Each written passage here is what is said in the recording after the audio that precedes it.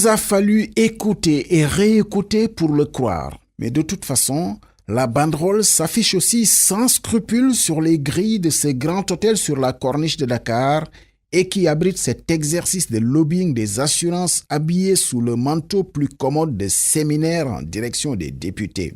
Le Sénégal doit être le seul pays au monde où la notion de conflit d'intérêts, de lobbying n'évoque rien à personne, surtout pas à nos députés. Qu'est-ce que l'Assemblée nationale a besoin de se faire offrir un séminaire par un groupe d'intérêts économiques, une puissance financière qui n'a d'intérêt que le gain pour ses propres prestations? Ce séminaire pue fortement une opération de relations publiques, une opération de charme, un réseautage, un lobbying autour de l'Assemblée nationale pour asseoir et entretenir un réseau d'influence auprès des députés pour inspirer toute future réglementation. Dans un pays où les lignes ne sont pas figées entre l'indépendance des institutions et les notions de conflit d'intérêts, c'est un précédent dangereux que l'Assemblée nationale vient poser. Que les députés aient besoin de s'imprégner, comme l'indique l'objet de ce séminaire, de la mise en œuvre du plan stratégique du secteur des assurances en relation avec le plan Sénégal émergent. Quoi de plus normal?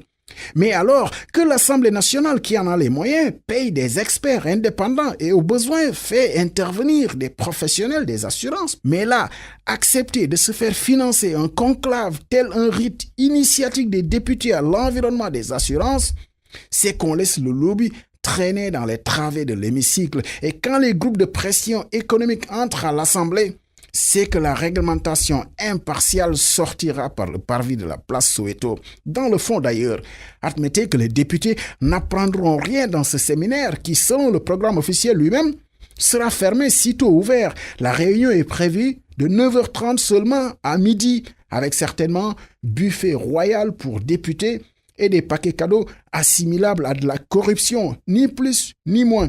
Qui doute encore que ce séminaire offert par les compagnies d'assurance est juste un prétexte pour une prise de contact avec le maximum de parlementaires pour des actions futures? Ces députés-là seront pris dans les griffes des réseaux d'influence et des futures lois, il n'y a pas de doute là-dessus, seront fortement dictées par les compagnies d'assurance.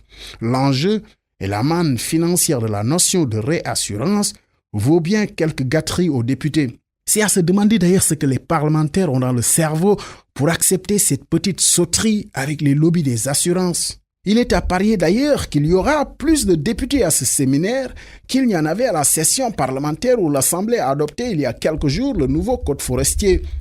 Aujourd'hui, le lobby des assurances se lance à l'assaut de l'Assemblée nationale. Demain, comment voir d'un mauvais œil que les majors du pétrole offrent un séminaire pour laver plus propre les conséquences des énergies fossiles sur notre écosystème?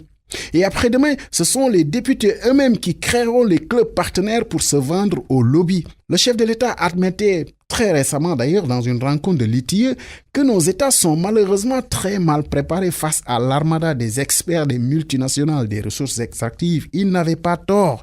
Mais notre seul rempart demeure une réglementation forte pour préserver nos intérêts.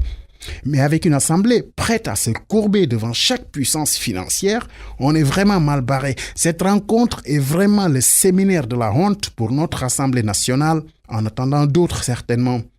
S'ils pouvaient seulement nous épargner de rendre la honte plus honteuse, ce serait déjà bien.